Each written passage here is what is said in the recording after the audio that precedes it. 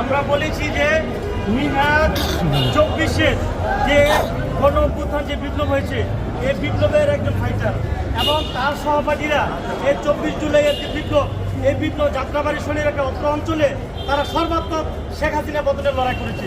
এই 24-এর একজন ফাইটারকে তাই আজকে এই সন্ত্রাসীরা নৃশংসভাবে দনিয়া বিশ্ববিদ্যালয় কলেজ গেটের সামনে আমি দেখে আসছি ওদিকে রক্তের ছোপ ছোপ দাগ এখনো শুকায়নি।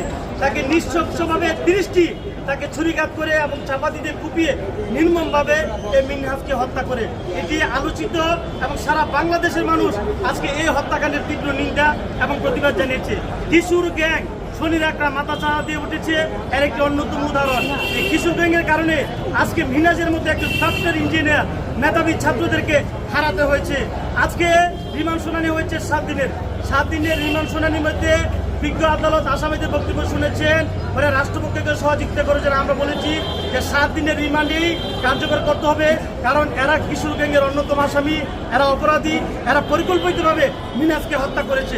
এই জন্য বিজ্ঞ আদালত আমাদের 26 আমাদের সাথে লাইনের ফ্রেন্ডরা ছিল, আমরা শুনানি করে বিজ্ঞ আদালতকে বলেছি এরা কিশোর গ্যাং, এরা কিশোর অপরাধী, নতুন করে গজে ওঠা এবং দেশের আইন শৃঙ্খলা পরিস্থিতিকে নষ্ট করার জন্য এবং ডক্টর ইউনূস সরকারকে বিপদে ফেলানোর জন্য আইন শৃঙ্খলা পরিস্থিতি নৈরাজ্য করা এরাই মূল হোতা এবং এদের পরিকল্পনায় এই মিনহাজকে আদালতে 7 দিনের রিমান্ড চেয়েছে। 7 দিনের মধ্যে 1 নম্বর আসামি মাহফুজকে 5 দিনের রিমান্ড মঞ্জুর করেছে, আর বাকিদেরকে 3 দিন করে রিমান্ড মঞ্জুর করেছে।